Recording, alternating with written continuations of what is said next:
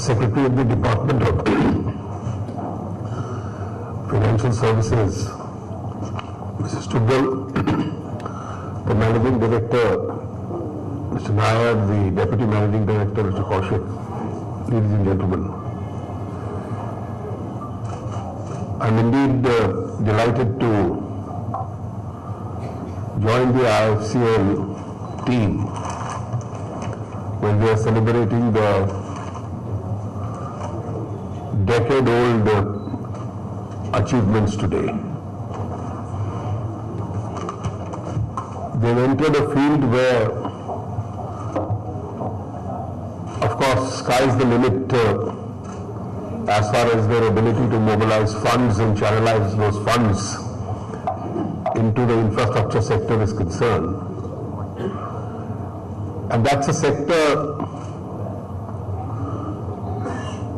which conventionally in the initial years of our economic management had been resource starved. And because they had been starved of resources, we've been struggling to find instruments and methodologies of funding it. And world over, the experience has been when the going is tough, state institutions also have to lead. And when the going is very good, the private sector also has a very important role to play in this. I've been repeatedly saying that the world is passing through a phase of great volatility. There's going to be no easy day. And therefore the kind of trends global economy is going to throw up, they're going to throw up many, many challenges. And it's for us in India to ensure how we can best make use of some of those challenges.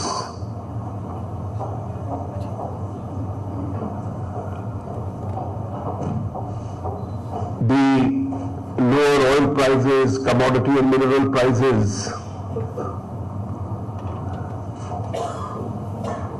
of course, is troublesome for many in the world,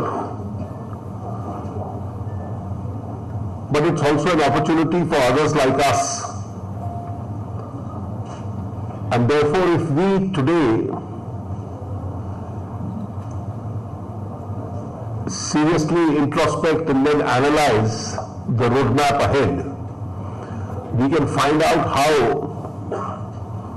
we can move forward. Now, if I analyze each one of our infrastructure sectors, I think this is providing us with some form of an opportunity also. But we must have the intellectual honesty to analyze where our shortcomings and our failings also have been, so that we are in a position to rectify them.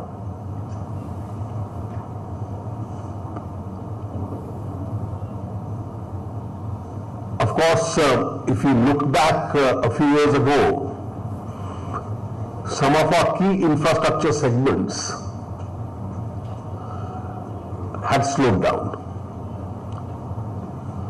And I find that the opportunity provided to us by lower oil prices has enabled the government to channelize a large part of our savings in that sector into several areas of infrastructure.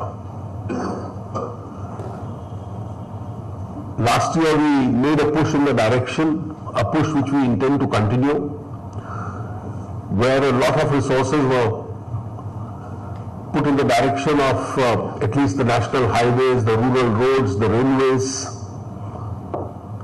And I now see the result of that is visible in the last 1 year, that the stalled projects amongst the highways have now got moving. As a result of enhanced public investment, even private sector players who have got bogged down in their disputes with the highway authorities have now re-entered the field back. and a positive response is clearly visible. Rural roads are a very important infrastructure aspect of Indian economy. I think still needs much larger resources, because that connects the rural areas of the country, and that's one area where a lot of distance still has to be covered. The railways has now come on to at least directionally the right track. We are inviting private sector, including foreign investment, into the infrastructure of the railways. Recently, you had two very major foreign investments by Alstom and GE being launched in two different manufacturing areas in Bihar, as far as the railways is concerned. Very shortly, the railways is going to come out with its proposed bids for development of 400 selected railway stations in the country. The budget has provided them with extra resources. They've collected some money from tax-free bonds. They intend mobilizing international investment. The LIC has made a lot of long-term capital available to them. And that's an area in which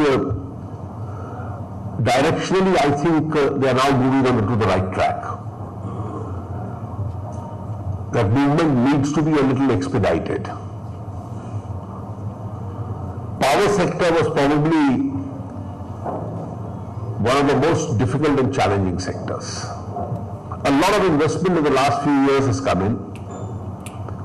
Generation has increased and improved significantly.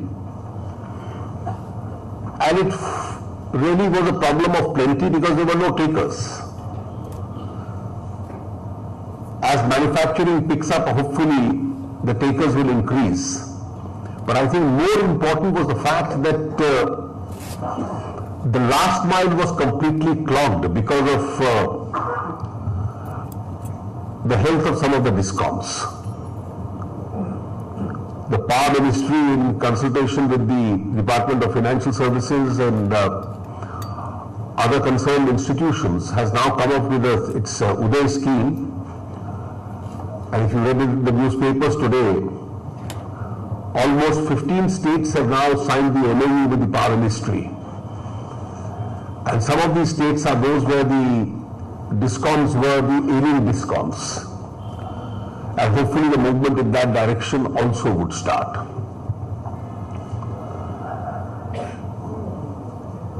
The private sector has shown a lot of keenness in the port sector. I think the state sector ports,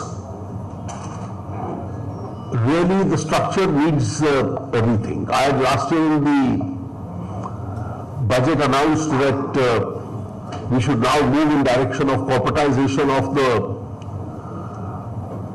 state-owned trust ports, because they are now in competition with the private ports. Now conventionally, these were called the major ports. And the ports being run by the state governments or being authorized by the state governments are the minor ports. But if the major ports don't rectify their structures, they stand a very serious risk, which is almost visible, of being grossly overtaken by the so-called minor ports.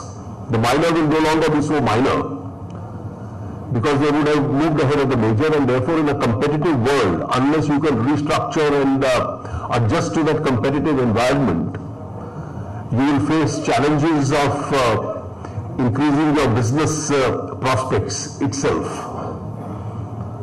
And that's a challenge which still continues to remain.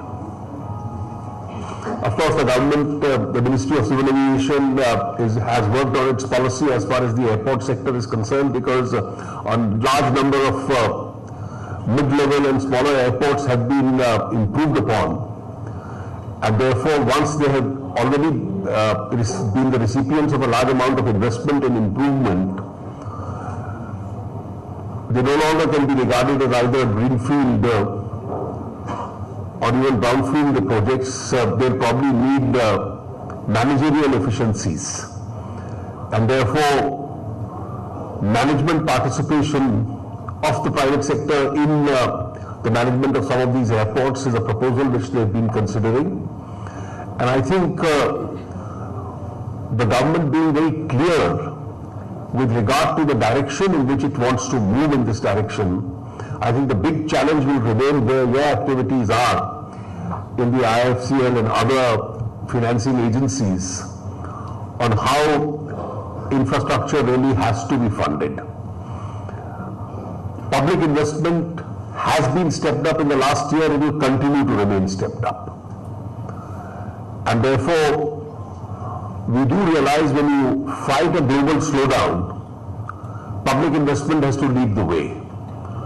But then all funding institutions of your kind will also have to play a very important role. The fund that we intended to put in place has already been put in place, the infrastructure fund. The first meeting has already been held, and we are in touch with a large number of international sovereign and pension funds which want to become partners with us in that particular project. And therefore, even in the funding requirements, our priorities and direction is absolutely clear. And I think the years and months to come will be those where we will be seriously investing in infrastructure. And investment in infrastructure, though it takes a little time to show its reciprocal results, will in fact be able to show much more positive results as far as the Indian economy is concerned, making it a stable global force, which we have become in the midst of even a crisis-like situation across the world. I think the IIFCL will continue to play its very important role in this regard. You've had a short stint of existence, but many more years and many more successful years. My best wishes to you, Mr. Nair, and your team. Thank you.